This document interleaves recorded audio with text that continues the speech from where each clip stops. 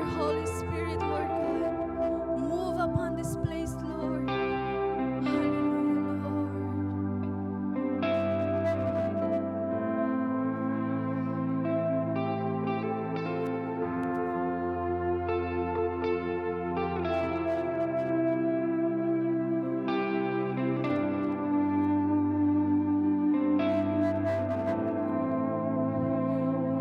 You are here, moving in our midst. I worship you.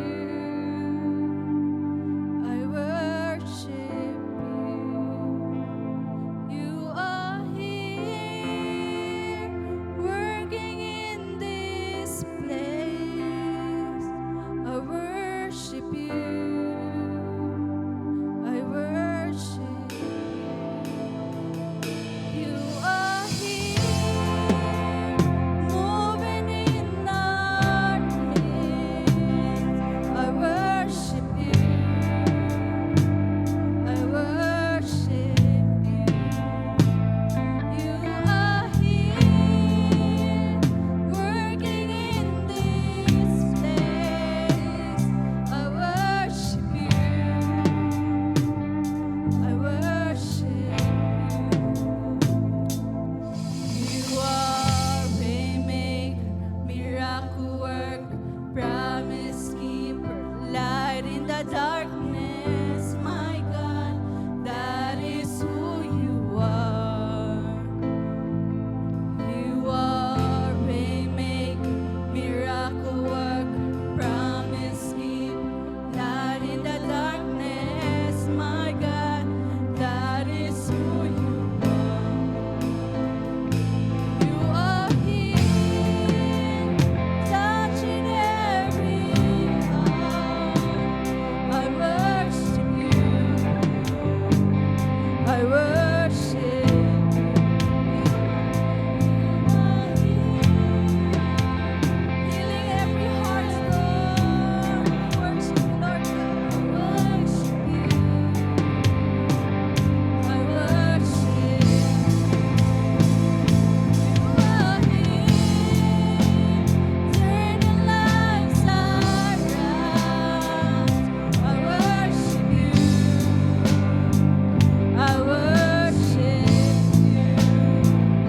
You are here, mending every heart. I worship you.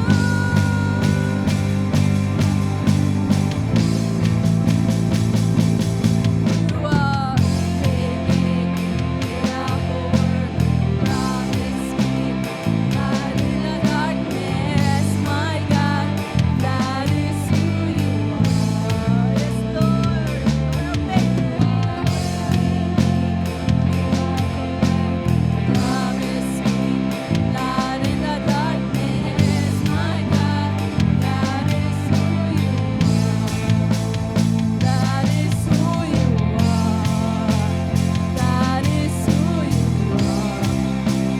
That is who you are. That is who you are. Even when I don't see it, you work. Even when I don't feel it, you're working. You never stop. You never stop working. You never stop. You never stop working. Come on, church, sing it out. Lift up your voice to Jesus. He is faithful. He is a faithful God. Hallelujah, Lord. Even when we don't see it, church, He is working. Even when we don't feel it, He is still working. When it seems there's no way, He is our way. Hallelujah, Lord God.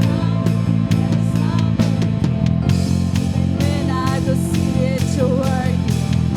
Even when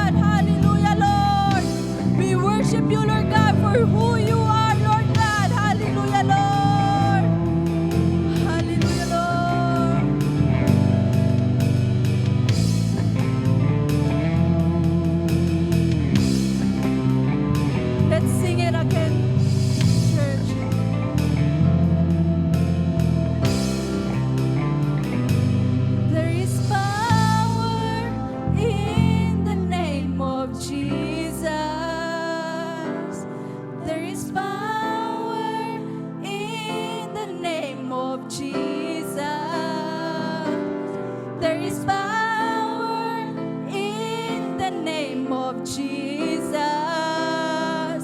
to break every chain, break every chain, break every chain. There is power in your name, Lord. In the name of Jesus, there is power in the name of Jesus. There is power in the name of Jesus to break every chain, break every chain, break every chain, break every chain, break every chain, break every chain.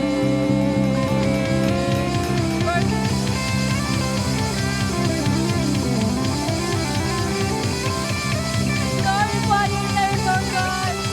We exalt your name on high, Lord God. We magnify your name, Lord. Hallelujah, Lord. Thank you, Lord God. Your name is so beautiful, Lord God. Hallelujah, Lord. There's healing in your name, Lord. There's peace in your name, Lord God. There's freedom in your name, Lord God. There's power in your name, Lord God. Hallelujah, Lord God. You're the Alpha and the Omega, Lord. The beginning and the end. The Lord of Lords and the King of Kings, Lord God. There's no one like you, Lord. Hallelujah, Lord. There's no one like you, Lord God. You're the only King, Lord God, that we're going to worship, Lord God. Hallelujah, Lord. Hallelujah, Lord. We thank you, Lord God. We thank you for your blood, Lord God.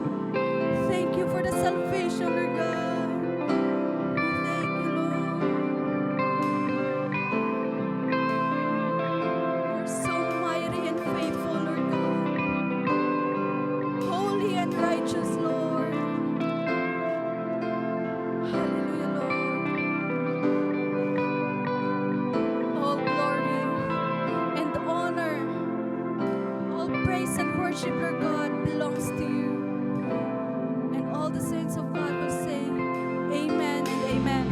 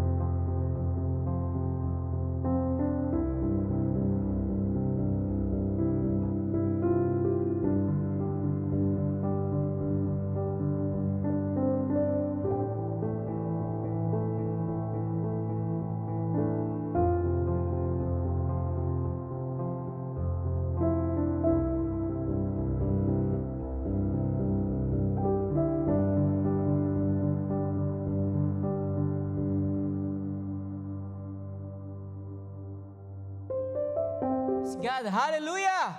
Minsan pa, palakpakan po natin ng Panginoon. Amen? Do we believe that God is powerful? Amen? And there's a power in the name of Jesus. Not other name, walang kahit sinong pangalan. Only the Lord Jesus Christ. Amen? We feel the power of the Holy Spirit flows us this afternoon, mga kapatid. And before we get started, I would like also to greet those who are watching online. Patuloy po kayo naming makasama and continue to spread this word and share nyo din po, mga kapatid, dun sa mga kapatid natin na nais paabot ang mensaheng ito. At patuloy po kayo nakasubaybay sa amin at nawa sa mga darating na mga pagkakataon or over places here ay makasama po namin kayo in physical. Amen? Praise God.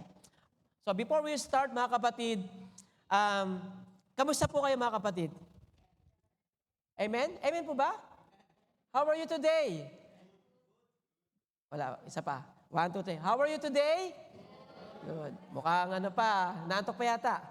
Praise God. Pero alisin po natin yung antok na yan. And this afternoon, mag-aaral po tayo ng isang salita ng Panginoon na kung saan hanguin natin. Itong pag-aaral ito, isang malaking challenge po at hamon po sa ating mga kapatid.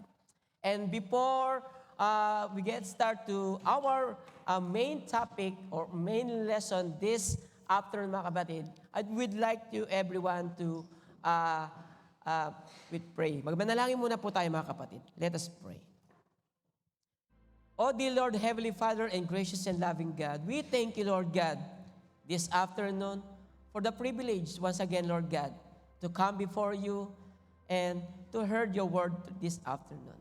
Salamat, Ama, sa pagkakataon muli kami na dinala ang aming mga panyapak, Panginoon, to hear your words and to encourage us at mapalakas mo kami by your grace, by your power, by your Holy Spirit, Lord. At sa mga kapatid ko po, Panginoon, touch their heart, Lord God, open his hearing, Lord God, para sa kanila pong pakikinig na inyo pong salita at patuloy na ma-adapt, Panginoon, ang inyo pong mga salita. At sa oras ito, Panginoon, maging inyo pong lingkod na gagamitin, Lord, use me as your empty vessel, Lord God, and deliver your word by the power of the Holy Spirit and dwells your presence in the midst of us. Salamat po, Panginoon. We bring you back all the glory, Lord, honor, praise, and adoration and thanksgiving. In Jesus' name. Amen and amen. Praise God. Amen. Bago po tayo mag-start, meron lang po ako gustong i-share sa inyo, mga kapatid. Sino po dito yung mga OFW, or we are OFW, but na merong family po sa Pilipinas? Can we raise the hand? 1, 2, 3. Sino pa po? Na may mga pamilya sa Pilipinas. Yung mga anak nila na doon pa. 4, 5. Yan. So, di ba, it's like a parents na nagtatrabaho po tayo sa overseas. I've been also an OFW. By the grace of God, nandito na po sila sa biyaya po ng Panginoon. At sa pagtatrabaho po natin, during our, malayo tayo sa kanila, hindi po madali yon na malayo po sila sa atin at hindi po natin sila nakikita na susubaybayan. Kaya at tanging communication lang natin meron sa kanila, either chat o yung video call. Tama po ba? So, dati kami, chat lang, o yung Skype, or yung Yahoo Mail na video para lang makita mo sila. At mapalad po tayo ngayon dahil real time na natin pwede silang makausap, real time natin silang pwedeng kamustahin. Kung merong mga problema o merong mga pinagdadaanan. But this afternoon, may isang binatang lalaki. Tatay niyo po ay isang OFW at lagi niyang katawagan, video call. Yung kanyang pong tatay, at laging miss na miss niya sa mga pagkakataon na nawalay. Nawalay po sila eh. Hindi po mahirap, hindi po madali, ang magsakripisyo na malayo. Tama po ba? Hindi po madali yun, mga kapatid. Lalo na yung mga pamilya po natin.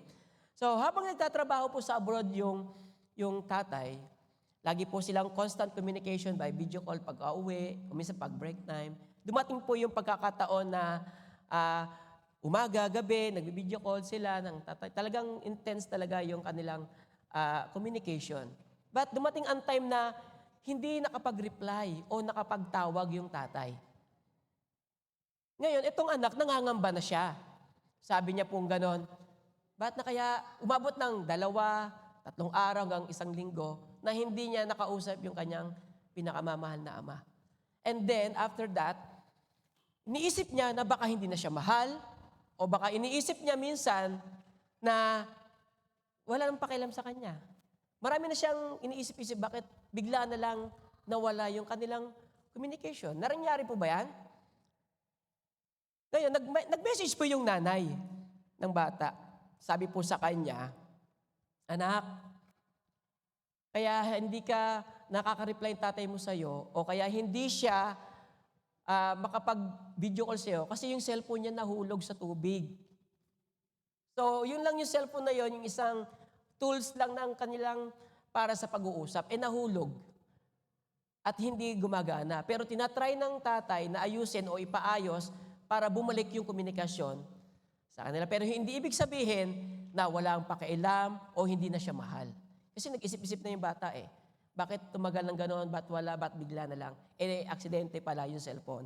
ay nahulog. So, sa araw po nito mga kapatid, maire-relate po natin yung ating pong topic ngayon. Kasi hindi naman nawala yung pagmamahal natin bilang mga gulang sa ating mga anak. Tama po ba? Na kahit malayo po tayo, o kahit naputol man yung komunikasyon dahil sa senaryo na aksidente yung nagamit na cellphone, pero gumagawa ng paraan yung magulang, maaring ipapagawa o maaring bibili para lang makapagpatuloy yung komunikasyon doon sa kanyang pamilya na nasa Pilipinas, lalo na yung anak niya na miss siya. So, ganyan din po yung ating pong tatalakayin ngayon na minsan naakala natin mga kapatid na porque hindi na nasasagot ang ating mga panalangin ay iniisip na natin na hindi tayo mahalaga sa Diyos o para sinasabi natin ay hindi na tayo niya pinapakailaman. So, tutunghayan po natin yung story po mga kapatid alam niyo po mga kapatid, sa buhay po ni Zechariah at ni Elizabeth. At ang title po ng ating pong pag-aaral ngayong hapon ay sinasabi na, God never fails. Na matatagpuan po natin sa Luke chapter 1, verse 5 to 25. Basahin po natin mga kapatid at tuklasin natin at maring iba po sa atin ay alam na po yung story na ito. But take a look back again. Ano ba yung mensahe ngayon ng Diyos sa atin? Bakit maaaring narinig na natin ito, sometimes yung Christmas time, na i-message din po ito. But tignan natin kung saan tutungo ang mensahe ng Panginoon sa oras ito. Sabi po dyan, basahin po natin sa ESV version, in the days of Herod, king of Judea, there was a priest named Zechariah, of the division of Abijah. And he had a wife from a daughter of Aaron, and her name was Elizabeth. And they were both righteous before God, walking blamelessly in all commandments and statutes of the Lord. Verse 7, but they had no child because Elizabeth was barren. Ano ba yung barren? Baog. Tama ba? And both are advanced in year. Matatanda na po sila pag sinabing advanced yung year. Parang, alam mo, level up, no? Magandang pakinggan. Pero mga matatanda na kasi sila. Now, while he was serving as a priest before God, when his division and only on duty, according to the custom of the priesthood, he was chosen by lot of enter to the temple of the Lord and burn incense. And the whole multitude of the people were praying outside at the hour of incense. Pagpapatuloy po natin. And there appeared to him an angel of the Lord standing on the right side of the altar of incense. Pumasok po kasi si Zechariah po ay one of the high priests na lingkod ng Panginoong. Mga tapat po itong mag-asawa. Sila po si Elizabeth, mga tapat na lingkod. Pumasok po siya sa loob para maging kabahagi. Kasi high priest lang po ang pwede pumasok sa loob ng temple. And then, merong pong lumabas, isang angel. And Zechariah was troubled nang nakita niya po yun. Zechariah was troubled when he saw him, and fear fell upon him. But ang sabi sa kanya ng angel, but the angel said to him, do not be afraid, Zechariah, for your prayer has been heard. Huwag kang matakot, Zacarias, sapagkat ang panalangin mo'y nasagot na. Amen? For your prayer has been heard, and your wife Elizabeth will bear you a son. Imagine sa kanila pong kadandaan, nagkaanak pa si Elizabeth. Sino po dito more than 65? Taas ang kamay. More than 65 years old. Wala pong mali. Pwede po itaas ang kamay. More than 65. Wala pa? O sige, 60 na lang. Ayaw na 65. 60 na lang. Wala pa rin? Ang babata. Ayun, isa. 60, more than 60. Amen? Alam po si Mother, more than 60 na yan. Okay? So matanda na po yung ganyang age para sabihin na magkaanak pa siya sa time po natin. Patuloy po natin. And you, sabi po dito, for your prayer has been heard, and your wife Elizabeth bear you a son, and you shall call him name John. So yung anak po na kanya pong dinadala, na matagal na po nilang pinapanalangin, ay ipinagkaloob na po at sinagot na sa haba ng panahon. At ito daw po ay papangalaning John. And you will have a joy and a gladness of many rejoice at his birth. For he will be great before the Lord, and we must not drink wine or strong drink, and he will be filled with the Holy Spirit even from the mother's womb. And we will turn many of the children of Israel of the Lord, their God. Sa 17, sabi niya, and he will go before him in the spirit and power of Elijah to turn the hearts of the fathers to the children, and the obedient to the wisdom of the just, to make ready for the Lord a people prepared. Sabi po dyan sa 18, and Zechariah said to the angel, how shall I know this? Paano ko malalaman na buntis nga o nagdadalang tao nga si Elizabeth? For I am old man, matanda na ako. And my wife is advanced year, matanda na rin siya. Parehas kaming matatanda na. Paanong nangyari na nagkaanak pa siya? And the angel answered him, I am Gabriel. I standing in the presence of God, and I was sent to speak to you to bring you to this good news. Good news na ito, ayaw pang maniwala. Dahil iniisip nga nila sa Zacarias, ay hindi na sila magkakaanak dahil matanda na eh. So, paano? Ang tanong niya. And I was sent to speak to you to bring the good news, and behold, you will be silent and unable to speak until the day these things are take place. Because you did not believe my words, di siya naniniwala sa anghel, nag-doubt siya, which will be fulfilled in their time. And the people were waiting in Zechariah, and they were wondering at his delay in the temple. Kasi ang tagal ni Zechariah sa loob, nakikipag-usap po siya sa anghel. At ang tagal, sa katagalan po lumabas, nisip nila may kaiba na nangyayari sa loob ng temple. And when we came out, he was unable to speak to them, and they realized that he had seen a vision in the temple. Paglabas po ni Zacarias, hindi na po makapagsalita. Nagulat sila bakit hindi na nagsasalita si Zacarias. Kasi yun po yung ginawa sa kanya na anghel. And he kept making sign to them and remained mute. Ano ba yung mute? Pinatigil, Basta mute. Ayun. And when his time of service was ended, he went to his home. After this day, his wife Elizabeth conceived. Nabuntis na po. And he went to his home. After this day, his wife Elizabeth conceived, and for 5 months, And for 5 months she kept herself hidden, saying, thus the Lord has done for me in the days when he looked on me, to take away my reproach among people. Amen. So ang ating pong message title this afternoon is God Never Fails. Bakit kaya God never fails? Sabi po dito sa ating, alam niyo po, one of the greatest blessing in our life is to have a children. Tama po ba? Yung anak niyo po ba ay blessing? O pasaway? Tama po ba? Kahit pasaway pa yan, blessing pa rin yan. Yan daw po ay isa kasi yung mga panahon po nila, importante po sa kanila na nagkakaroon ng anak kasi maisasalin yung mga salinlahi nila at magmamana ng kanila pong legacy. Lalo na yung mga panganay na pinangakuan. According to the Word of God, children are gift from the Lord. However, Zechariah and Elizabeth, they never had a chance to have a children. Parang sa kanila, sa time nila of their age, parang napaka-imposible para sa kanila na magkaanak pa.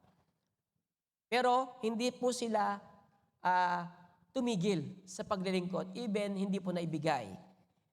Surely, they never failed to speak the Lord and prayed for child. Patuloy pa rin nilang isinasama sa panalangin kahit alam nilang imposible. Having no children during their time is reproach among their people. Lalo-lalo na yung naranasan nila Sarah, ni Hannah, and Manoah. Diba? Alam naman po natin yung mga story noon. Kung babasahin po natin, napakamahirap po para sa kanilang kalalagayan na sila po ay, pag tinatanong sila, May anak ka na ba? Parang, di ba, kung sa atin po time ngayon, parang, kung hindi po tayo malalim sa Panginoon, talagang merong kirot sa puso po natin. Tama po ba, mga kapatid? Pero, hindi po sila nawalan ng pag-asa sa Panginoon. Kahit yung kanila pong mga edad ay matanda na. Even though they did not have children, they did not fail to serve the Lord. Kahit wala silang anak, nagpatuloy pa rin sila sa paglilingkod. Hindi nila ginawang hadlang yung pagiging walang anak nila para hindi po sila magpatuloy sa Panginoon. Zechariah still served the Lord as a priest. Hindi po basta-basta yung kanyang pong posisyon. Diba? Isa siya sa mga priest, pero bakit wala siyang anak? Pero hindi niya, isinantabi niya lang po yung mga sumasabi sa kanya ng mga kutya o yung mga sinasabing bakit ganyan. Hindi niya po yun pinansin. But the Lord is faithful and merciful. When they were advanced in a year, God answered their prayer and gave them child that would become a forerunner of the Lord, who will prepare the way of the Lord. His name is John, as also known as John the Baptist. Sabi pa dyan, he considered as the intertestamental prophet that bridged the Old and New Testament. Siya po yung naging bridge, ano yan? Tagalog? Tulay. Naging tulay po siya from the Old Testament time to the New Testament time at siya po yung naging tulay. Akala po nila, Zechariah at Elizabeth, is wala na silang plano pang bigyan ng anak. Pero meron palang ginagawa ang Panginoon. There's a miracle worker from God. Diba ang ganda ng kanta natin kanina? Even hindi natin nakikita. Even hindi natin nafe-feel. But God still working with us. Amen? Palakpakan natin ang Panginoon. Amen. Praise God. Hallelujah. And sabi pa dyan, ano yung lesson na pwede nating matutunan? What are the lesson about prayer can be learned from the story? Ano yung pwede nating matutunan kay Zechariah at Elizabeth? Imagine, in time of preparation ng Panginoon, sa pagitan po ng Old and New Testament, ay meron palang ginagawang plano ang Panginoon. At yun pala yung magiging tulay sa kanilang buhay na ipaanganak nila si John the Baptist. And ang katanungan po ngayon nating hapon na sasagutin ay, why kept serving God when prayer aren't answered? Bakit kailangan natin patuloy na maglingkod? Kahit sa kabila ng ating pong hindi pa nasasagot yung mga panalangin natin. Kasi may mga panalangin na mabilis sagutin, meron din panalangin na mabagal sagutin, at meron din panalangin na hindi pa agad sinasagot. In God's time, perfect time. Like dun po sa buhay nila Zechariah at Elizabeth. Number one, because God never abandoned those who stay faithful. Hindi niya inabanda. Yung mga faithful sa Panginoon, hindi ibig sabihin na porke hindi pa naibigay agad o nasagot yung panalangin, ay pinabayaan na sila. Hindi po ganon. Hindi po sila inabandon ng Diyos. Dahil ang sabi po dito, Zechariah and Elizabeth, we are already advanced in a year, and yet they did not fail in serving the Lord. Zechariah is still serving the Lord as a priest, hindi yan basta-basta. They still live they still live at life that is pleasing to God. Hindi lang basta naglilingkod sila, kundi pleasing sa Panginoon. Pwede kang maglingkod, pero ang tanong, kalugod-lugod ba sa Kanya? Pwede kang tumugtog, pwede kang kumanta, pwede kang mag-ministry. The question is, kung pleasing ba yan sa Panginoon? What are we going to do is laging pleasing sa Panginoon and will po ng Panginoon para sa Kanyang harapan. Dahil sa kanila pong paglilingkod sa Panginoon, they live righteous and blameless life. Namumuhay po sila, righteous ang kanilang buhay ni Zechariah at Elizabeth, at blameless life. Pag sabing blameless, ano yung blameless? Walang bahid. Talagang pure silang mag-asawa. Kitang-kita ng Diyos ang kanila pong puso kung paano sila maglingkod o dedicate ang kanilang life sa ministry, sa pagsaserve sa Panginoon. Kasi sa Luke chapter 1, verse 5 to 6, naka-highlight na lang po doon sa 6, sabi niya, and they are both righteous before God, walking blamelessly in all the commandment and statutes of the Lord, but they had no child because Elizabeth was barren and both are advanced in a year. Amen? Kahit matatanda na po tayo, matanda na ba o may ikakaedad lang?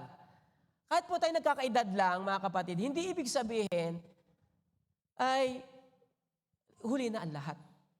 Kasi minsan siya sabi, bakit yung mga panahon na bata pa ako, hindi ko pa nakilala agad ang Panginoon? Pero dahil may purpose ang Panginoon, bakit ngayon mo lang siya nakilala? Dahil yung pagkakilala mo sa Kanya, may purpose yun. Amen? Kaya, di exempted, bata o matanda, lahat yan ay kinalulugdan ng Panginoon. At merong plano sa atin, sa bawat isa. Amen? Dahil si Elizabeth at si Zacarias, naglilingkod sila blamelessly at righteous sila sa harapan ng Panginoon. But ang problema lang, wala silang anak. Yung ba isang hadlang nila para mapigil ang kanilang pong paglilingkod? Dahil baog si Elizabeth, imagine baog na nga siya, tapos matatanda pa. Sino mag-iisip sa ating ngayon na magkakaanak pa yung ganong klaseng age? I remember one time yung pinagbubuntis pa ni sister wife, sino ba yun? Meron kami nakasabayan sa daming anak, hindi na malaman. Amen? Nagpa-check up kami sa Manila. And then, may nakita kami matanda.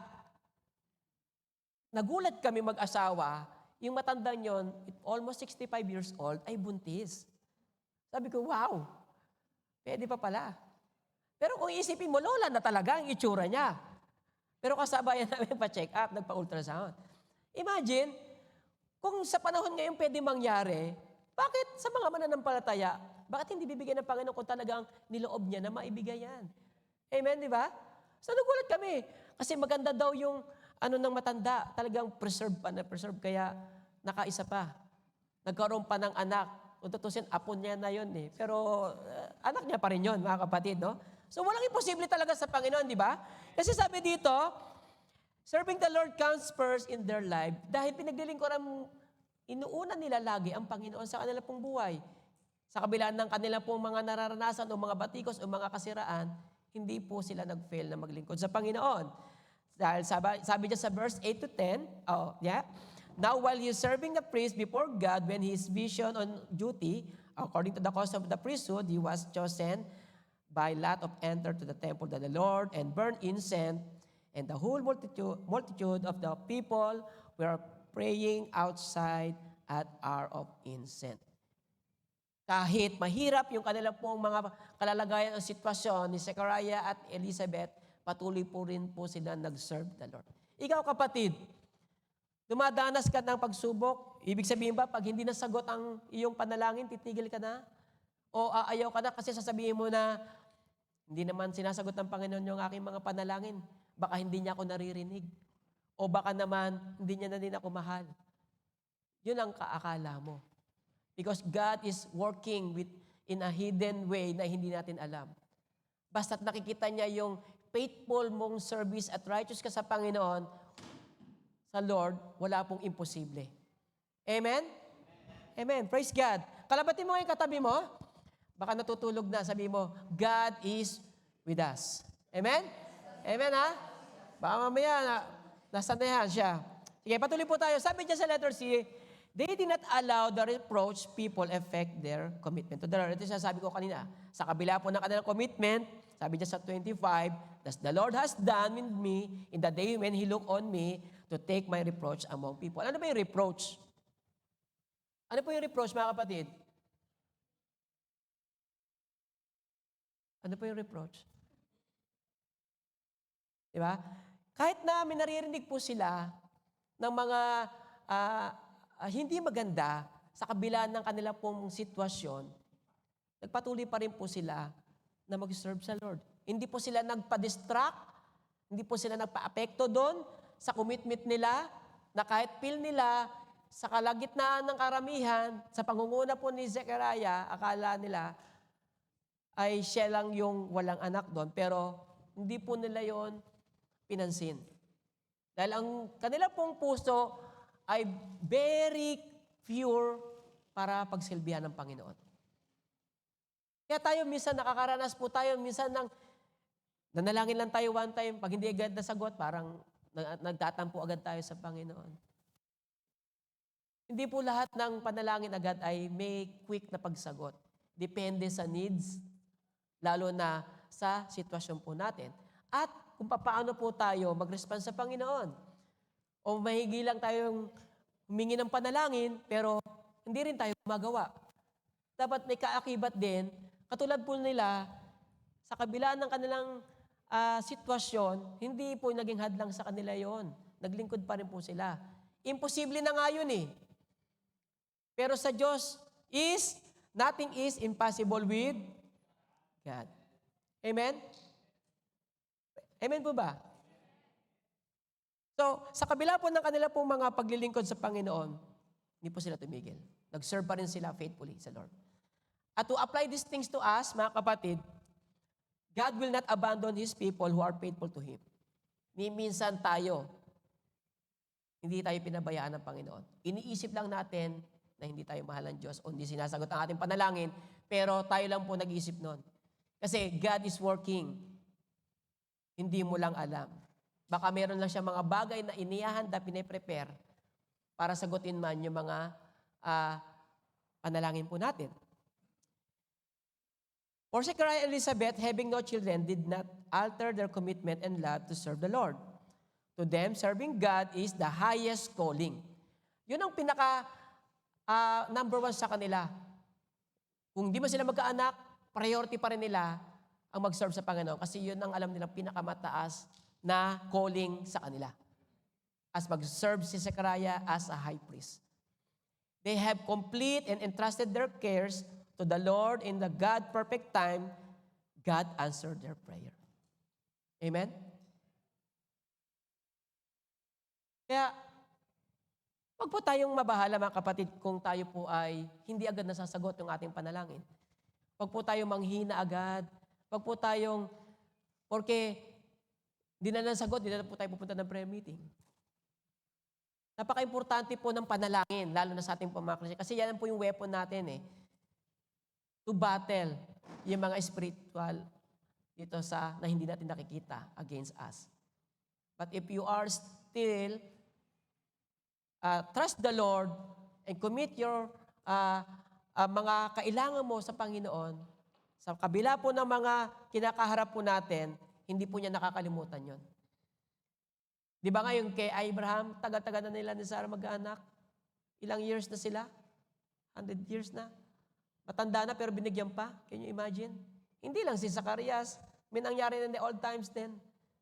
Sina na lang yung one of the example dito sa part ng New Testament. Pero naranasan na rin po ng ibang mga lingkod ng Panginoon yon. Si Hannah, sa kanya pong pagsiserve sa Panginoon, nanatili pa rin siya. Hindi siya tumigil. At alam niyang imposible. Amen?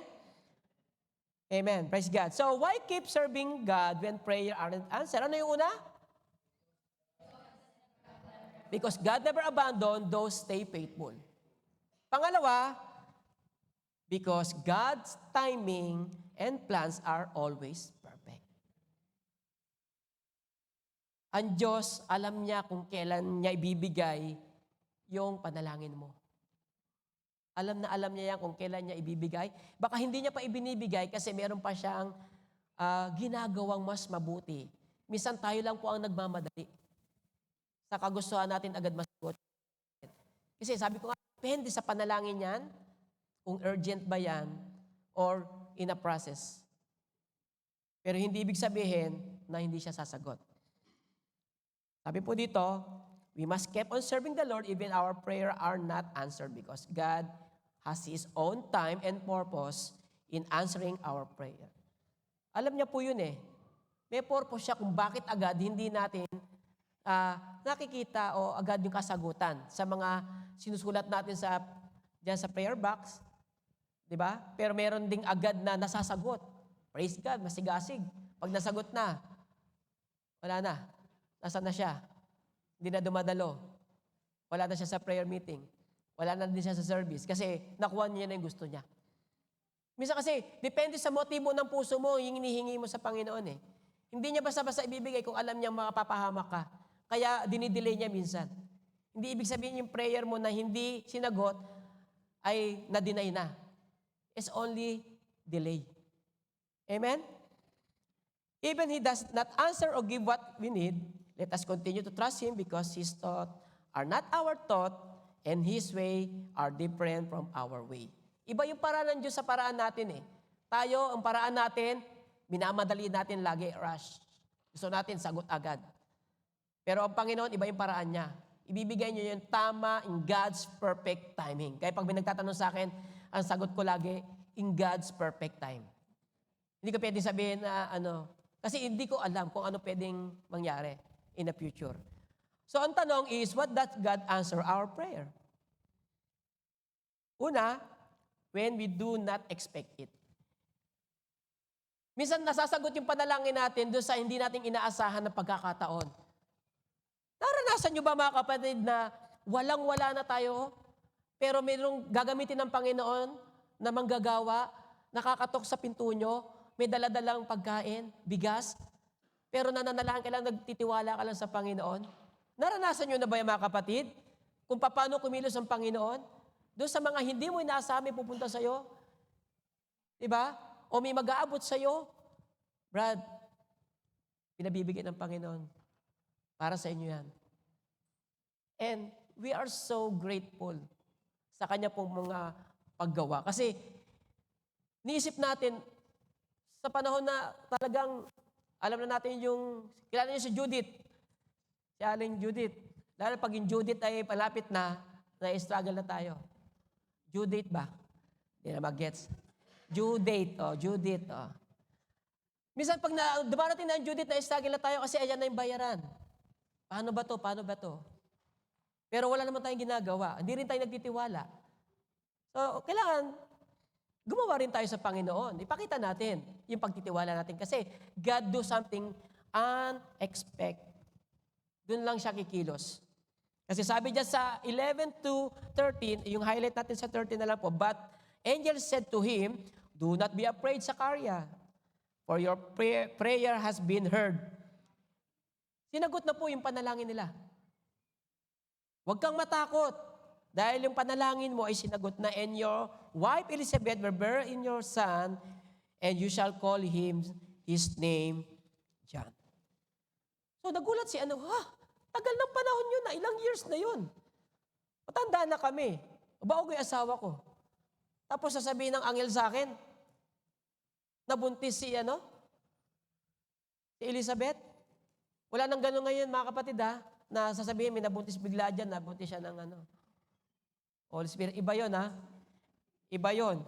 Pag po natin yun, hindi ko po alam bakit ako nabuntis. Alam mo yun. Pero hindi po yun ang topic po natin, mga kapatid. Ito po, sa kanila pong katandaan, sa kanila pong pagsiserve sa Panginoon, nagtiwala pa rin sila sa Panginoon, at nasagot yung matagal na nilang ipinapanalangin sa Panginoon. Na akala nila, wala na. Doon kumilos ang Panginoon na nagulat sila. At anong response? Hindi pa nga makapaniwala si Zacarias. When God purpose comes first. Inuuna niya yung kalooban ng Panginoon. And 14:17 sabi niya, and you will have joy and gladness, and many will rejoice at His birth. For He will be great before the Lord, and we must not drink the wine or strong drink, and He will be filled the Holy Spirit even from His mother womb. And He will turn many of the children of Israel of the Lord their God. 17, and He will go before Him in the spirit of the power of Elijah, to turn the heart of the fathers of the children and the obedient to the wisdom of the just, to the make ready for the Lord's people prepared. Inuuna po nila yung purpose ng Panginoon muna. At nakamtan nila yung sagot doon sa panahon na hindi nila inaasahan. Amen? Sino po ba dito na nawawala na ng pag-asa, feeling nila Hindi na nasasagot yung panalangin ng Panginoon sa kanila o magkaroon man ng anak. Kung sila nga sinagot ng Panginoon, bakit hindi pwedeng ibigay sa iyo? Kasi ang Diyos natin, yesterday, today, and forever. Parehas lang ng Diyos ng ating pinaglilingkuran. Hindi dahil Diyos nila mas powerful, no. It is same God that we serve. The question is, how can you trust the Lord in your life in times of your trouble? Kasi pag nagkaroon tayo ng konting trouble, struggle na tayo. Punta na tayo sa bangko. Punta na tayo sa kapatid. Dapat, punta muna tayo sa Panginoon. And He give you a wisdom paano kanya i-bless. Ang gusto lang niya, mag-serve po tayo. Gusto niya, i-return mo yung service sa Kanya. Paglingkuran mo siya, wholehearted heart natin. Amen? Application na po agad tayo, mga kapatid. Zechariah and Elizabeth may given up praying already for our child. Kumbaga, it's done. Wala na. Huwag na tayong umasa. Because they were already advanced in a year. However, God is not over. God is not over with you, kapatid. He is not over. Hindi pa siya tapos sa'yo. Amen? He is just starting to work and has never forgotten the prayer of your Zechariah and Elizabeth. It is written in God's prayer list, but when God answers, it is always His purpose that comes first. Sasagutin niya yan kasi may malaki siyang plano at purpose sa'yo. Bakit niya ibibigay yung matagal mo nang pinapanalangin. Same sa mga scriptural na katulad ni Abraham, sinabi ko kanina. Kay Isaac, di ba? Again, kay Hannah. I mentioned it before. That is why we also need to pray to God. May help us understand to know His purpose, especially to His answer, so that may not be frustrated. Napoprostrate tayo minsan eh. Kumbaga, hindi lang nasagot, hindi lang naibigay yung crush niya, hindi lang nasagot yung hinihingi niya na matagal na mga material. Napoprostrate na agad siya. Nangihina na agad siya. Kumbaga, nawawala na agad ang pag-asa directly. Ganon agad kabilis siya dahil hindi po siya nagtitiwala sa Panginoon. Amen? But because of example ni Zechariah at Elizabeth, they are still blameless and righteous with God. And God answered their prayer. Amen? Tanong mo yung kapatid mo, nasagot na ba yung hinihingi mo sa Panginoon o hindi pa? Di ba? Sasagutin din niya kung hindi pa, mga kapatid. At hindi po ako makakasagot niyan, ang Panginoon po ang sasagot niyan. Amen? Palakpakan po natin ang Panginoon. Praise God. Hallelujah. Dahil sa pagtitiwala po natin sa Panginoon, wala pong imposible. Amen? Ang gusto ng Panginoon, your life to Him, to serve Him fully. Walang ibang sabit. Sa Kanya lang. Sa Kanya lang po tayo mag-trust. Hindi sa kung sino mang pinagkakatiwalaan. Kasi kahit kaibigan mo, kahit close friend mo, kahit kumari mo, kumpari mo yan, hindi yan mapagkakatiwalaan. Dahil pwede din siya magkamali. But God are still faithful. Amen? Faithful siya. Alam niya kung ano yung kailangan mo. Pwede kang mabigo o pwede kang biguin dahil umaasa ka lang doon sa alam mo lang na paraan. Pero yung paraan ng Diyos, minsan, hindi natin nakikita yon. Pero hindi tayo minsan nagbibigay ng full service sa Lord o pagsamba sa Kanya. Yun ang kailangan eh. Kailangan po natin na maging connect tayo, lalo na sa ating pong mga kapatid sa Panginoon, mga ka-BS group natin. Kaya they're still following up, still connected to them. Kamusta na ba sila? Kamusta na po kayo?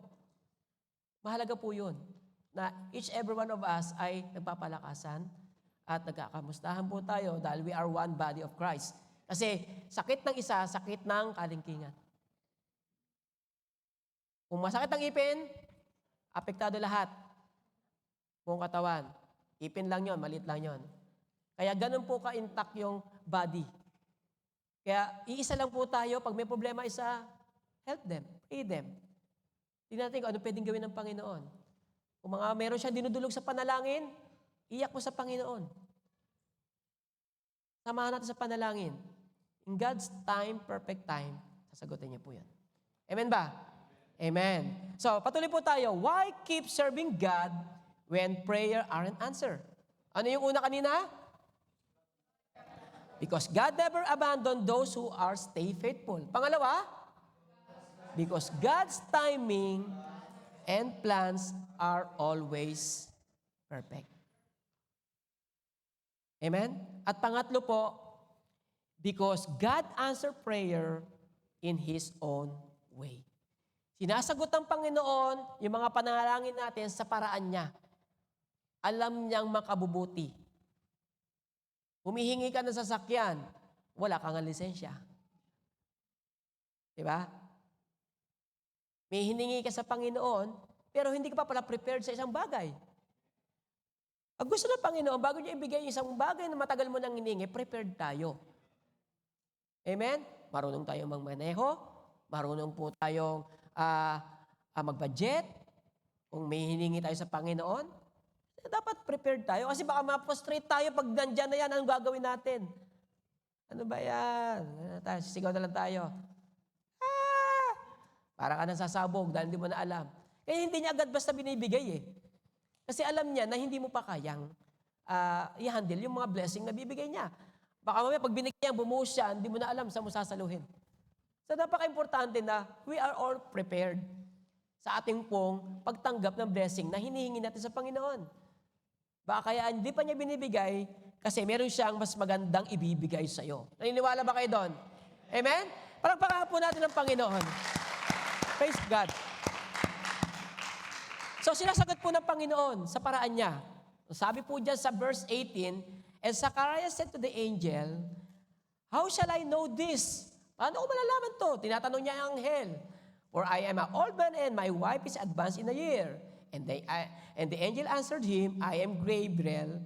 I'm standing in the presence of God and I was sent to speak to you to bring you this good news. And behold, you will be silent and unable to speak until the day these things take place because you did not believe in my words which is be fulfilled in their time. Napipi po si Zechariah, binigay na sa kanya yung good news na sinagot na yung panalangin, nag-doubt pa siya. Na ano po ba natin yun? Na-experience ba natin minsan na nandyan na, hindi pa tayo what? Talaga? Yung nasasyak tayo na, ano ta? Napapayak pa tayo minsan. Nandyan na pala yung blessing na matagal na nating inaasahan o pinagpipray natin. Diba? Kaya sabi doon, anong nangyari kay Zechariah? Pinatahimik siya ng anghel.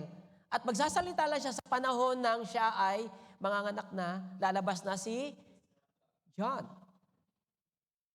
Kung 9 months yun, di 9 months ka nakaano. Sign language lang. Kasi binigay na yung matagal ng panalangin, nagduda pa, hindi pa naniniwala, sa kanya, pinatahimik na lang siya. Para mapatunayan mo, paglabas niya, saka ka magsasalita. Nagulat siya. Doon siya lang siya nakapagsalita, mga kapatid. Amen? Isang ganyan tayo, andyan na yung matagal nating pinapanalangin, sinagot na, parang overwhelming pa tayo. Talaga. Ayaw pang misang i-absorb, itanggap. Kasi tagal ng panahon sinagot na Sinagot niya na ako. Sa mga binata, sa mga dalagan, tagal ko nang inaantay yan. Yung oo niyang matamis. Yung hinaharana pa dati. Hindi na nag-get sa mga kabataan. Di ba? Mga harana pa tayo o dadalo tayo sa tahanan ng ating pong mga sinisinta. para lang patunayan natin yung pagmamahal sa kanila. Gagawa talaga tayo ng effort. Minsan kakantahan pa natin. Tapos bubuhusan ka ng... No? Sa pelikula lang po yun. Sa pelikula lang yun. Pero di ba, iba yung paraan noon eh. Yung paraan po ngayon ng mga kabataan. Message lang, pwede na eh. Chat-chat lang eh. Ayos na. Pero di ba, gaano kahirap yung ginagawa natin yung panahon po tayo na sinusuyo natin yung ating minamahal? At by the grace of God, binigay po sa atin ng Panginoon. Sinagot na. Tapos pagdating na sinagot na, pinagtatabuyan na, nag-aawin na. Nagsisisi pa. So, tanong, yung ba talaga yung ipinanalangin natin sa Panginoon? Dapat be specific din sa panalangin natin. Hindi lang basta pinanalangin natin, nabigyan lang tayo. Dapat specific. Amen? Dapat specific po. Kasi pag hindi specific yan, baka mamaya magre-reklamo ka na. Imbis na magbe-bless ka, nagre-reklamo ka na. Kasi hindi yun yung inaasahan mo. Amen? Sabi po dito, because God His own way and means in answering our prayer, let us not doubt, but be thankful. Paging mapagpasalamat tayo kung meron tayo ngayon, pasalamatan natin ang Panginoon. Kasi yan yung binigay niya para sa iyo. Pasalamatan natin yung mga maliliit na bagay na meron tayo, maging yung hininga sa pagising natin dahil maraming hindi na po nagigising. Kahit sa simpleng bagay lang, pasalamatan natin siya. Sa umaga pa lang, salamat Panginoon. Sa panibagong buhay at kalakasan. Sa hininga. Amen? Kasi maraming mga hindi na po nagigising. Hindi dahil puyat. Dahil talagang wala na, kinuha na. Kaya maging maingat po tayo, wag po natin abusuhin. Amen? Nasabi po dyan, Zechariah, instead of thinking the Lord about the good news, he was asking proof. Kasi tayo mga Pilipino, to see is to believe. O mga tao, ang gusto natin, maniniwala na ako pag nakita ko na. Ganon yung konsepto ng word eh. Pero tayo, dahil naniniwala tayo na meron tayong Diyos, to see, tayo agad. Talagang alam natin na meron kasagutan. Kasi nagtitiwala tayo eh. In God's perfect time, bibigay niya yon. Siya, nag-doubt pa. Sahin natin, Zechariah, instead thanking the Lord about the good news, he was asking a proof. He was relying on understanding and strength saying. Mas naniwala pa siya sa sarili niyang kalakasan o yung pag-uunawa, nagduda pa siya sa nakita niya o sa sinabi sa kanyang mensahe. Mabuting mensahe. For I am the old man and my life is in advance here. God is not happy when we doubt His word. Doubting His word has consequence. Kaya kung nag-aalinlangan ka pa kapatid, yung matagal mo nang pinapanalangin ay hindi nasasagot, baka mamaya sa panahon na mako-consequence pa tayo. Kasi andyan na yan eh. Ayaw pa natin i-embrace yung blessing o yung reality. Minsan, ano sinasabi nila, yung pumunta ka po kami sa may flower ba yan? Expectation versus reality. Nangyayari po ba yan? Na ang taas sa expectation natin doon sa gusto nating makita, pero pagdating natin doon, iba. Na-disappoint tayo. Parang ang gandang-ganda, pero pagdating sa actual, iba pala. So, maging maingat din po tayo doon, mga kapatid, na maging pasalamat pa rin tayo dahil nakarating tayong ligtas, nakawit tayong safe, at merong iba tayong ginagawa ang Panginoon sa panahon na yan.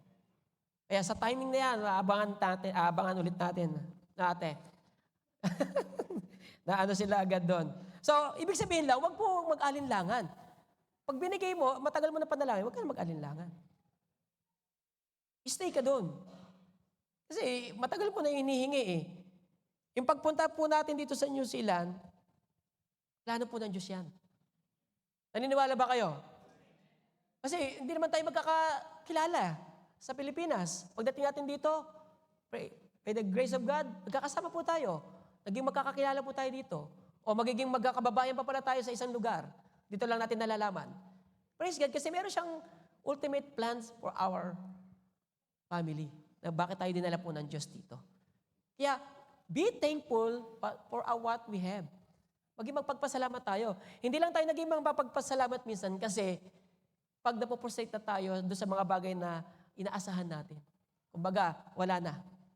Sumusuko na. ayaw na. Kaya magpatuloy lang po tayo sa Panginoon, mga kapatid. May purpose ang Diyos sa'yo, bakit nandito ka? Bakit ka dinala dito? May plano siya sa'yo. Ayun ay, ask mo sa Lord kung ano yung purpose ng Panginoon, bakit ka niya dinala dito. Amen? Kasi naniniwala po ako, hindi ko po ini-expect na makakarating din po ako dito. Sa biyaya at grasya lang po ng Diyos. I receive a negative from my co-church sa Qatar. Kasi sabi niya, yung experience ko ay hindi pa enough para ka mag-New Zealand. Sabi ko, bakit naman ganun ang ano niya sa akin? At pinatunayan ko, nag-serve ako sa Panginoon, nag-try ako, walang masama, and by the grace of God, pinadala po tayo dito ng Diyos sa New Zealand.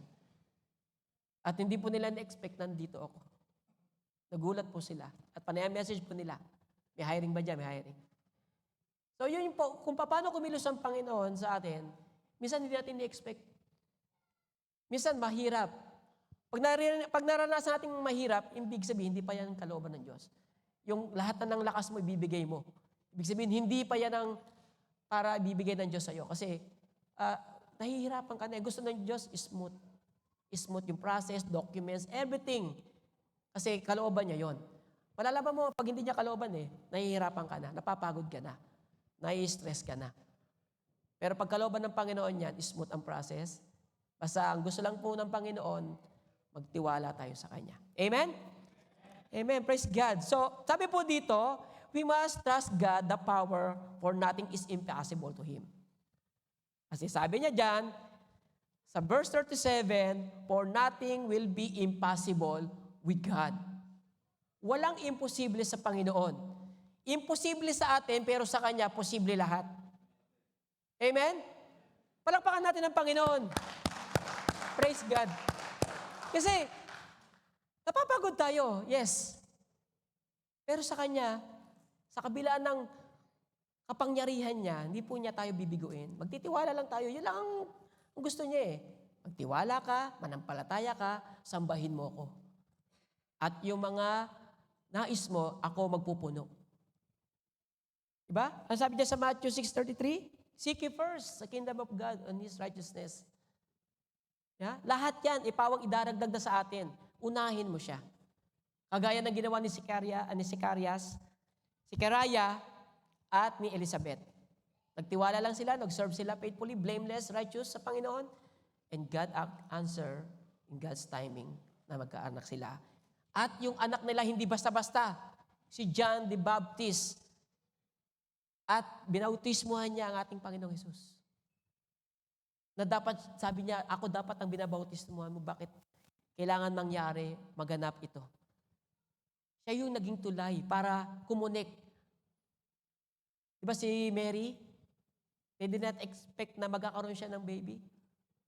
Kinausap din siya ng Holy Spirit. Sabi, pinsan niya to sila sila Mary So pareho sila nagulat, na shock. Si Virgin Mary, virgin nga siya Virgin nga siyang tinatawag Wala pa talaga siyang asawa, pero meron na siyang commitment. Malapit na silang ikasal. Pero dahil nga, mangyayari sa kanila ang propesiya na ang Panginoong Hesus ay manggagaling doon. May connection sila Kung titignan lang natin yung story. Kaya maging lang po tayo, aware doon sa mga plano ng Diyos sa ating buhay na feel natin, hindi ito ang kalooban niya. Kapatid, hindi. Dinala ka dito, may purpose siya, hanapin mo kung ano yung kalooban niya sa'yo.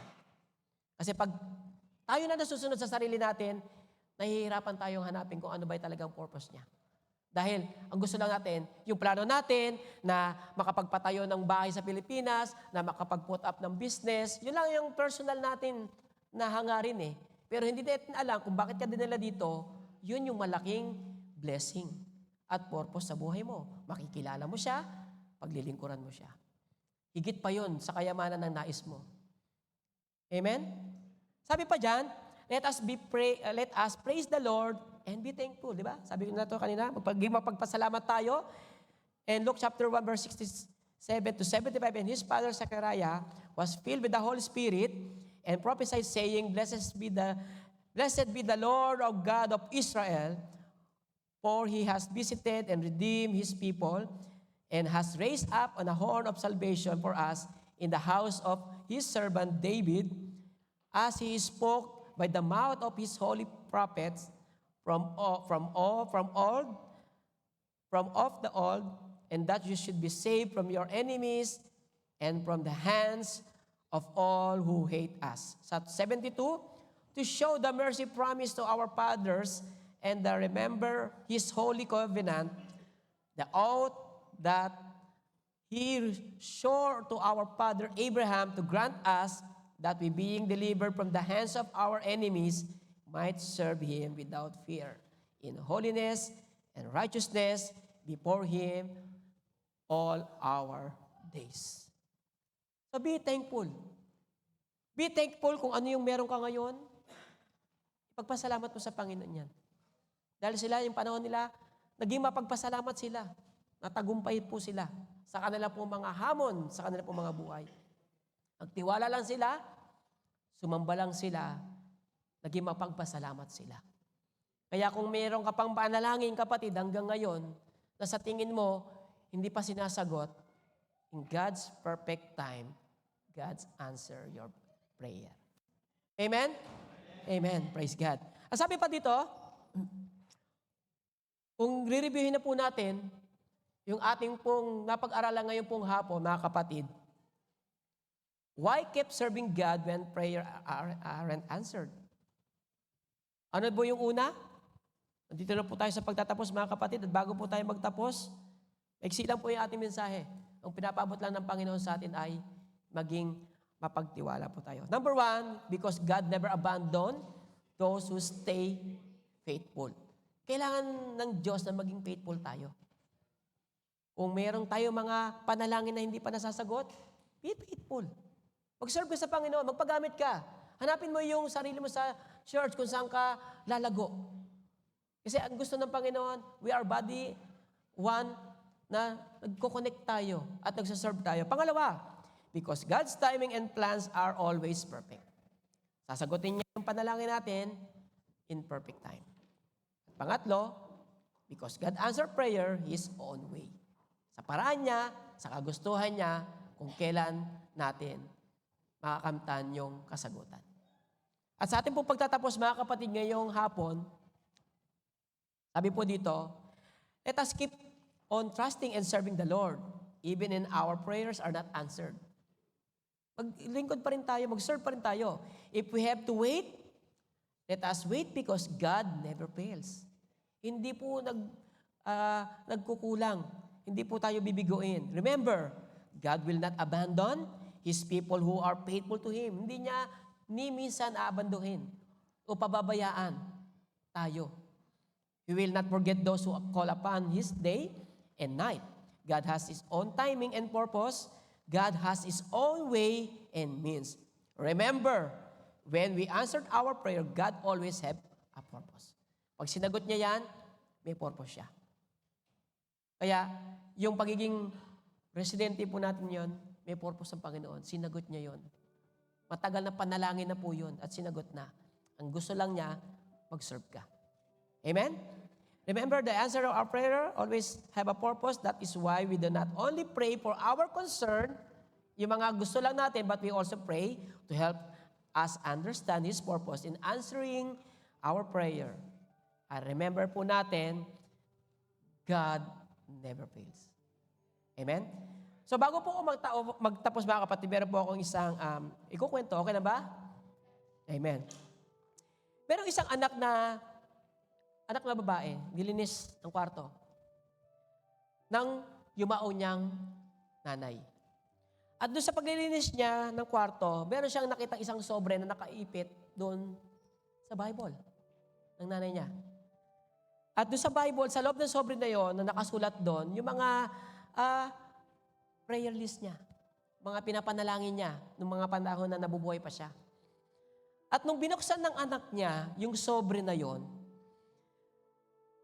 nakita niya yung mga panalangin ng nanay niya.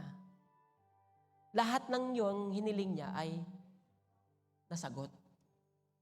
Pagkos namatay na yung nanay niya, pero yung mga panalangin ng nanay niya, hindi po kinalimutan ng Diyos. Sinagot lahat yon kahit patay siya. Yung panalangin niya sa mga kapatid, sa tatay niya, at sa mga magiging future, nasagot po yun. Kahit na yung nanay nila yumaon na dahil sa karamdaman. So, habang binabasa po ng anak niya yon, napaiyak po yung bata. Kasi lahat halos, nung nabasa niyang mga prayer requests o mga dinudulog niya sa Panginoon, lahat ng yun ay natupad na. Kahit hindi na nakita ng nanay niya, yung mga pinapanalangin niya, natupad yun. Kaya doon siya naiyak. Na iniisip natin, mga kapatid, doon na-realize din ng bata na lahat ng panalangin natin ay sinasagot sa panahon ng time niya. O wala man tayo dito sa mundo, pero kung ano yung panalangin mo gusto mo, hindi po rin yung bibigay ng Panginoon. Sinagot po yun. Amen? Hindi po niya yung babaliwalain. At lumipas ang maraming panahon. Matagal nang yumao, pero pinatunayan pa rin ng Diyos yung kanyang katapatan. Sobrang naiyak yung batang yun. Nakaipit sa Bible yung mga panalangin.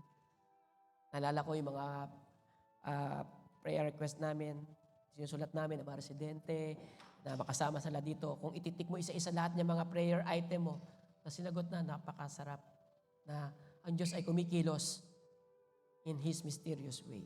Kaya mga kapatid, ngayong araw na ito, sa ating pong hamon bilang mga kapatid natin ngayon, katulad po ni Zechariah at ni Elizabeth, sila din po ay dumaranas nun. At matagal din na po nila yung hinihingi na magkaroon sila ng anak. Kumilos ang Panginoon, tinupad ng Diyos yun. Bakit hindi sa'yo? Pares lang naman tayong Diyos na pinaglilingkuran. Hindi niya tayo bibiguin. Magtiwala lang tayo. Yung bang pinapanalangin mo, yung matagal mo nang hinihinging trabaho, yung bang panalangin mo, yung matagal mo nang inaasam na magkaroon ka ng residency, o yung bang panalangin mo, yung matagal mo nang inaasam na makabili ka ng bahay, o yung panalangin mo, matagal mo inaasam makakuha ka ng magandang kotse. In God's time, ibibigay niya po yan. Ang gusto niya, yung makita yung sa puso mo, yung pagtitiwala mo sa Kanya. At hindi Kanya bibiguin. At naanyahan ko po kayo lahat, mga kapatid, na tumayo. Tayo po tayo, mga kapatid, at tayo po yung mananalangin. Napaka-importante po na malaman natin yung plano sa atin po ng Panginoon. Ang isang sa mga susi dito, mga kapatid, ay pagtitiwala. At sa time po na tayo po ay napoprostrate dahil iniisip natin, hindi sinasagot o hindi ibinibigay, patuloy ka lang, kapatid. Paglingkod ka, gawin mo yung kagustuhan niya. Magpagamit ka sa Panginoon. Be humble enough. Amen. Sige po, tayo po lahat ay manalangin.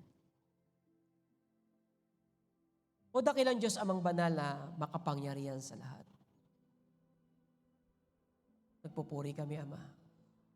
Pinapasalamatan ka namin, Panginoon, sa iyo pong kabutihan. Ang plano mo sa bawat buhay namin ay nakaakda na. Tulungan mo kami, Panginoon. Nabigyan mo kami ng kalakasan na makaabot po namin, Panginoon, yung nais mo para sa buhay po namin. We do believe, Lord God, everything has a purpose. Dinala mo kami dito dahil meron kang nais ipagawa sa amin. Tulungan mo kami, Panginoon, abutin yung mga bagay niyo. Hindi ang aming mga pansarili lamang, kundi ang kalooban mo ang siyang masunod sa buhay po namin. Marami man kami pinagdadaanan. Hindi ba man nasasagot agad yung mga panalangin namin, but still give us strength, Lord God, to serve you, to worship you, to honor you, Lord. Kaya sa hapon pong ito, Panginoon, maghari ka sa bawat buhay ng bawat isa. Kumilos ka, Panginoon. Kayo po ang nakakaalam, nakakakita ng mga puso ng bawat isa dito, Panginoon. At sa takdang panahon ng iyong pong kalooban, ay ito po'y sasagutin mo. Kaya salamat sa pagtitiwala, sa pagmamahal na binibigay mo sa amin. Sa iyo po lahat ang papuri, pasasalamat, at pagdakila. Sa tanging pangalan ng aming Panginoong Yesus, ito po ang aming dalangin. Amen and amen. God bless you.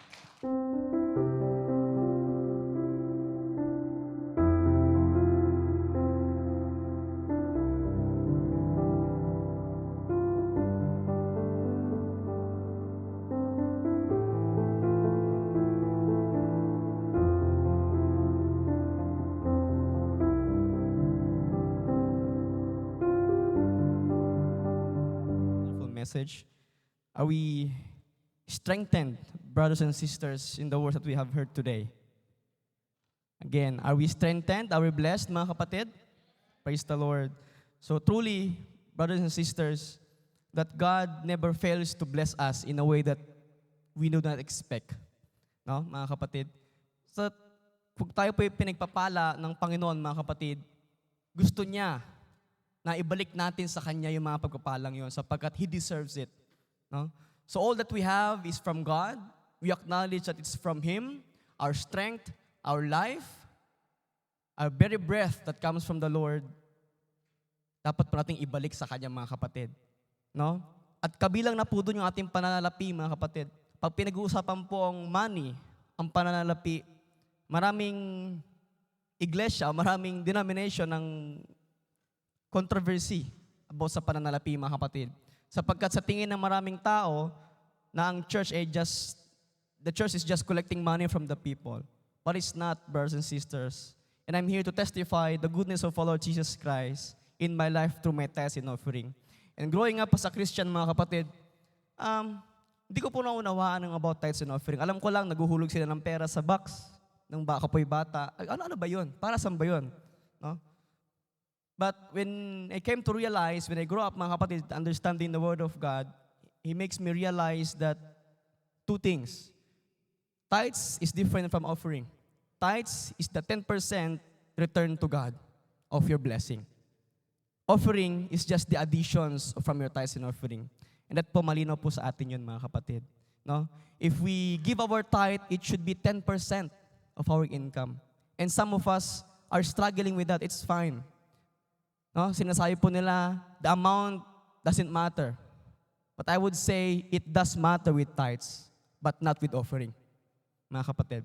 So when we give our offering, we can give any amount that we want. No? But in tithes, God wants us to give the tenth because it is commanded to us way back in the Old Testament and up to till now in the New Testament. And I just want you to read that. I just want to read that verse to you, mga kapatid. We all know this verse from Malachi 3:10, mga kapatid. Basahin ko po dyan sa screen. Sabi sa verse 8, will a man rob God? Yet you are robbing me. Nagnanakaw kayo sa akin. You ask, how do we rob you? Paano po kami nagnanakaw sa inyo, Diyos? By not making the payments of the 10% and the contributions. You are suffering under a curse, yet the whole nation are still robbing me. No? In verse 10, very famous verse about tithes and offering, it says there, bring the full 10% into the storehouse, in our time in the church, in the temple, so that there may be food in my house. Test me in this way, says the Lord of hosts. See if I will not open the floodgates of heaven and pour out a blessing for you without measure. God wants us to be blessed. God wants to bless each one of us. But the question is, are we ready for that blessing? We are ready for that blessing if we are also openly open to the Lord sa ating pong pananalapi, mga kapatid. No? Kaya mga kapatid, I was just reminded of the message earlier. No? It echoes back from the book, from the verse in Matthew 6:33. Sasabi po kanina, that seek first His kingdom, the kingdom of the Lord, His will and His righteousness. And all these things na yun, mga kapatid, all that you need, all that we need will be added unto us. So if God wants us, kung gusto po natin, if you want to be blessed, not just to be blessed, giving our tithes is a commandment from God. And we should practice and do it, brothers and sisters, mga kapatid. No? Kung isang analogy, mga kapatid, kung tayo po ay open yung ating pong kamay sa pagbibigay, marami tayong marireceive. Pero kung close yung ating palad, may marireceive po ba tayo? Wala. Ang sabi nga po ng Acts chapter 20, it is more blessed to give than to receive. It is the very word of our Lord Jesus Christ. I hope we are challenged, brothers and sisters, encouraged by the word of the Lord in giving our tithes and offering, because I can testify with my own family that with this, doing this faithfully for the past years that we are serving the Lord, we are faithful in doing this. And I can surely say that God will bless us abundantly if we stay faithful in doing His commandments. Mga kapatid, bago po mawit ang worship team, kung meron na po kayo mga sobre, itaas po natin, ipanalangin na po natin, mga kapatid, ang ating po mga tithes and offering. Join me in a short prayer. Hallelujah. Heavenly Father, we thank you, Lord, for this moment. Lord, this is your will for us, Lord, to return what is deserving for you, Lord. Lord, we thank you for your grace and mercy that you never cease, never fails to amaze us with your amazing power, with your amazing grace, with your amazing mercy. Lord, we thank you, Lord, for our jobs, for our work, our businesses, our companies, Lord. Truly, Father, you use all these things, Father, as a channel of our blessings to us. Lord, we thank you, for we acknowledge that everything that we have today is from you. Everything, Lord, that we possess, whether it may be money or anything, material things, Lord, it's from you.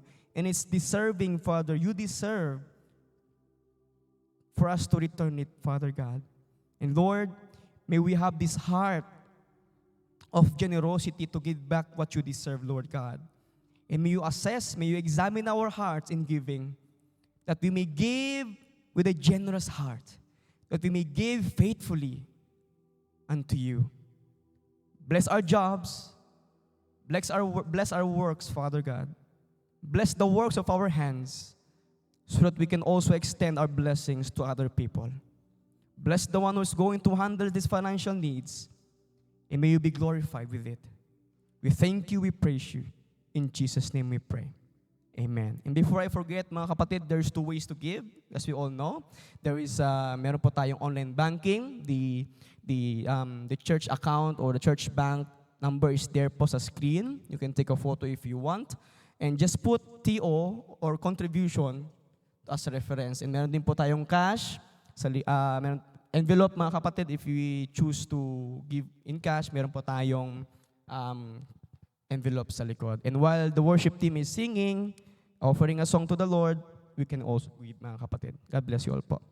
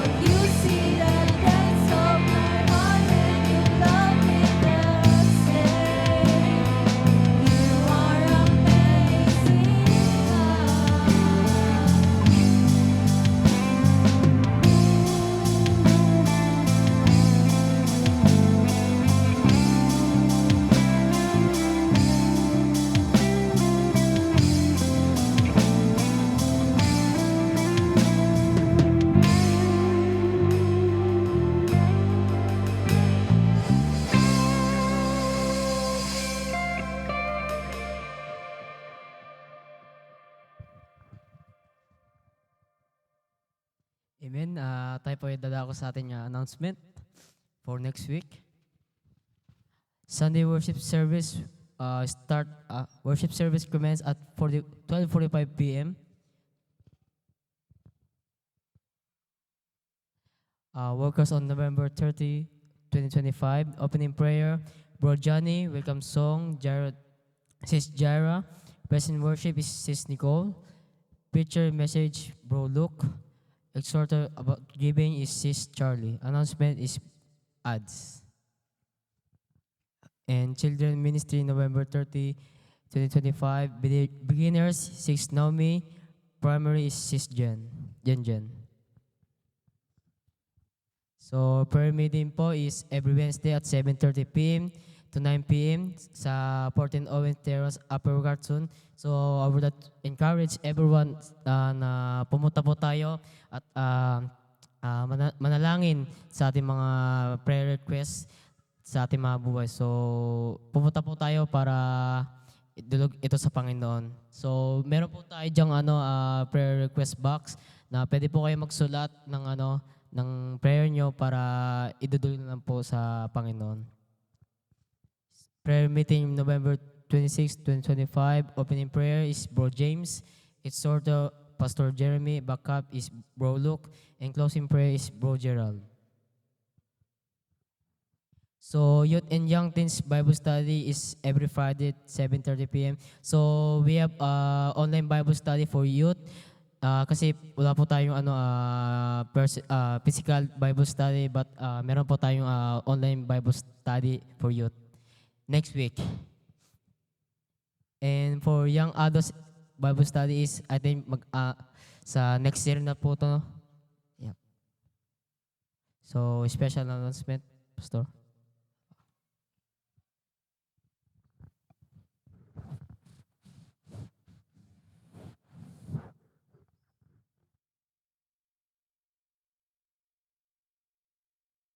I invite everyone to stand up, mga kapatid, at tayo po ay dumako sa ating pong pangwakas sa panalangin. At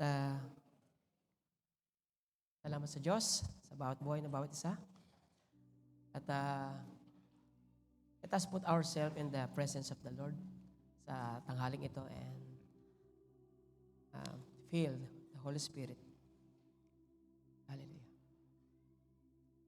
Heavenly Father, and gracious and loving God, we thank you, Lord God, this afternoon for your victorious service that we gathered in one name, Lord Jesus. Thank you for your message that deliver us, to wake us, to keep faithful to you, Lord. Sa aming pong mga suliranin sa buhay, sa aming pong mga kinakaharap, Lord God. You are always be there to us. Napapagod man kami, nakararanas man kami ng mga pagsubok, but you still restore us our strength para patuloy kami lumapit, Panginoon, sa iyo at magtiwala, lalo-lalo na po, Panginoon, sa amin po mga kinalalagyan, Panginoon. And this afternoon, Lord God, I will pray, those who are back to this school, guide them, protect them, Lord God, for the enemies, Lord. Give them wisdom and knowledge. Protect us them for the works of the enemy. And also we pray, Lord God, sa mga kapatid ko po na babalik sa kanilang mga workplaces, I pray, Lord God, in the mighty name of Jesus, protect them, Lord God. Give us strength. Guide them, Lord God. Lead them. Be salt in the light of this world. At patuloy po silang maging pagpapala, blessing to the others, Lord. At sa mga kapatid po namin na hindi po nakasama this afternoon, we pray, Lord God, guide them wherever you go. May mga commitment man po sila o mga saan man silang workplaces sila, napadpad, Panginoon. Ang panalangin po namin, abutin mo sila, protektahan sa kanilang pong mga designation, Lord God, na na-assign, Lord. And we pray, Lord God, sa pagtatapos po namin ngayong tanghali, Lord, we always trust to you, Lord God, especially, Lord God, yung mga panalangin po namin will still keep faithful until the end. And thank you, Lord God, for your word that strengthen us, Lord. Thank you for the life of Zachariah and Elizabeth, who remind us, whatever we do, we are always serve and keep faithfully to you. Salamat po, Panginoon. All the glory, honor, and praise in Jesus' name. And I will request everyone to raise our hand for our benediction. In Jude chapter 1, verse 24 to 25 said, Now to him is able to keep from stumbling, and to the presence of blameless before the presence of his glory with great joy. The only God, our Savior, through Lord Jesus Christ, our Lord, be glory, majesty, dominion, and authority before all time and now and forever. Amen and amen. God bless you.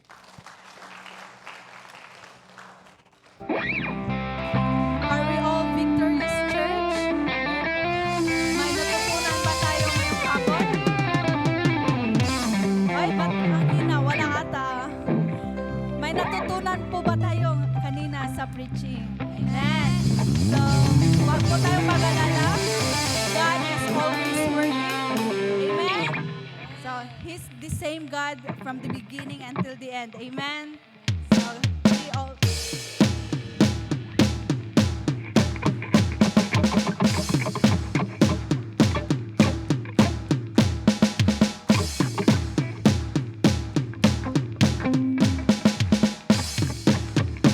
Magkamayan po tayo mga kapatid habang inaawit po natin yung victory song. Let's share the goodness of God to each other.